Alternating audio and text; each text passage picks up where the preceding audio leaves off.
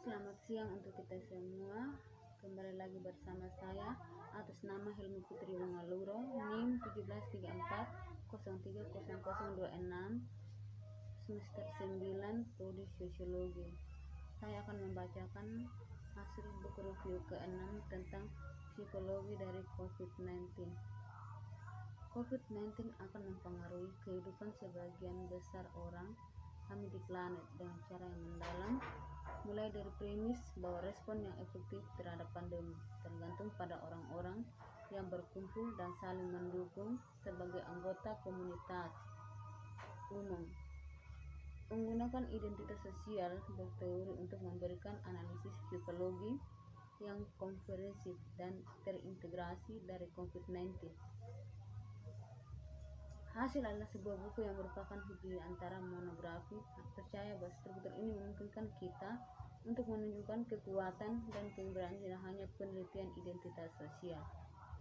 Pertama, mengatur kebutuhan akan identitas sosial analisis COVID-19. Saat kami menulis bahwa awal Mei 2020, 4 juta orang telah terinfeksi COVID-19. Lebih dari 1/4 juta telah meninggal dan lebih dari 1/3 dari seluruh populasi planet ini berada di bawah beberapa bentuk pembatasan pergerakan. Darurat kesehatan terbesar dari generasi, namun kecuali atau sampai vaksin dikembangkan atau menemukan obat-obatan untuk mengobati virus. Sarana pengendalian kami. Penyebaran infeksi tergantung pada perubahan perilaku dan karena ada manusia. Psikologi ini paling jelas dalam kasus penguncian, meskipun semuanya sangat baik untuk diceritakan. Orang bahwa mereka harus tinggal di rumah untuk meratakan kurva infeksi. Efektivitas kebijakan tergantung pada apakah mereka melakukannya atau tidak. Betapa sensitifnya kurva terhadap perubahan kecil dalam kepatuhan dijelaskan pada akhir Maret oleh Mark Walsh, salah satu ahli epidemiologi yang menasihati pemerintah Inggris, seperti yang ditunjukkan grafik. Sepenuhnya sesuai populasi dalam mengurangi proporsi mereka yang terinfeksi pada akhir penguncian 3 minggu dengan faktor. Di Inggris akan menjadi perbedaan besar jumlah terinfeksi. Perhitungan serupa di seluruh dunia telah mengalami banyak kampanye yang dipimpin pemerintah untuk mendorong orang untuk tetap di rumah dan selamatkan nyawa. Perilaku kemudian jelas memang semua yang kita bisa lakukan untuk mengendalikan virus saat ini adalah membuat orang berperilaku tepat untuk melakukan hal yang benar. Infeksi COVID-19 terhadap berbagai tingkat kepatuhan seorang skeptis mungkin akan menjawab bahwa ini adalah masalah memetik buah yang menggantung rendah. Tentu saja adalah mengubah apa yang dilakukan orang, tapi salah satu kuncinya adalah untuk memberi kita waktu mempersiapkan dan mengurangi tingkat infeksi sehingga mereka kemudian dapat ditangani dengan jenis intervensi lain. Argumen spektif ini menunjukkan bahwa ketika hari-hari penguncian diberikan nomor, demikian juga referensinya perilaku dan psikologi untuk mengendalikan COVID-19. Untuk menilai validitas ini, mari kita pertimbangkan 2 intervensi yang paling banyak dalam beberapa media. Salah satunya adalah penggunaan masker wajah, yang lainnya adalah penggunaan uji jejak terisolasi atau TTI. Dengan kata lain, cari tahu siapa yang terinfeksi, cari tahu siapa yang mereka miliki telah melakukan kontak dengan, mengisolasi orang-orang itu sehingga mereka tidak dapat menginfeksi orang lain, dan dalam hal itu cara gigit sejak awal. Masalah seputar masker wajah tampak sangat sederhana. Masker yang tersedia untuk publik mungkin tidak mencegah virus kecil masuk dan menginfeksi Anda, tetapi mereka menghentikan Anda bernapas, batuk, dan menyebarkan virus ke orang lain. Anda terinfeksi secara keseluruhan tampaknya mudah.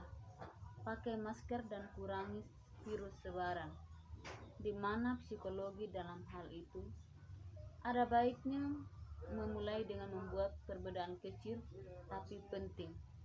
Dengan sendirinya, topeng tidak menghentikan apapun. Mengenakan topeng itulah yang membuat perbedaan, dan memakai masker adalah sebuah perilaku. Kemudian, seperti halnya tinggal di rumah. Pertanyaannya adalah, apakah orang akan melakukannya atau tidak? Tentu, literatur tentang efektivitas pemakaian masker untuk mencegah infeksi memberikan hasil yang agak beragam. Jika Anda memakainya dengan benar dan membuangnya dengan hati-hati, mungkin memiliki efek positif yang sederhana. Mereka dengan benar sangat cocok dan mengangkatnya untuk berbicara. Mereka menyentuh, mereka membiarkan tergeletak di permukaan, dan mereka dengan santai membuangnya. Jika mereka melakukan banyak dari ini, topeng mungkin lebih berbahaya daripada kebaikan. Ada sangat sedikit yang berkualitas tinggi studi tentang bagaimana orang benar-benar menggunakan masker dalam pengaturan sehari-hari. Tapi berperilaku seperti itu, investigasi sangat penting sebelum kita benar-benar dapat menentukan apakah masker bermanfaat. Dan kemudian ada semua dampak pemakaian topeng yang melampaui dampak fisik topeng. Akankah mereka memisahkan kita dari orang lain, merendahkan kita lebih jauh, mengisolasi kita dari orang lain, bahkan ketika kita keluar dari rumah? Akankah mereka sangat bahaya, meningkatkan kecemasan dan berfungsi sebagai kerugian kesehatan mental? Pada saat orang sudah takut dan cemas, tidak hanya jatuh sakit dan sekarat, tetapi juga kesulitan ekonomi dan politik yang disebabkan oleh pandemi. Akankah mereka menyebabkan perpecahan sosial dan bahkan konflik antara mereka yang melakukan dan yang tidak memakai topeng, sehingga beberapa orang menuduh orang lain bertindak sembrono dan bodoh? Analisis identitas sosial dari COVID-19, wabah menjadi perhatian kita semua. Jadi, perasaan biasanya sebagai individu seperti rasa sakit, perpisahan dari orang yang dicintai tiba-tiba menjadi perasaan di mana semua berbagi sama dan bersama-sama dengan ketakutan. Penderitaan terbesar dari masa pengasingan yang panjang terbentang di depan. Segera setelah penyakit menular melanda melalui kota, perilaku warga berubah. Emosi yang sebelumnya dialami secara individu menjadi emosi yang dimiliki semua orang. Demikian juga untuk memahami tanggapan terhadap tantangan di mana setidaknya berpotensi.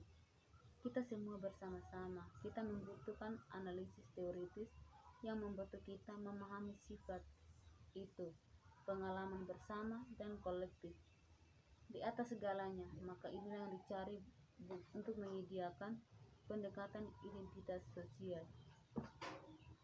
Secara khusus seperti yang diuraikan, kerangka teoritis ini memberikan penjelasan teka-teki COVID-19 yang kami identitaskan bagaimana virus telah mengubah cara kita memandang diri kita sendiri, serta bagaimana hal itu telah mengubah hubungan kita dengan dunia, yang kita rasa, apa yang kita hargai di dalamnya.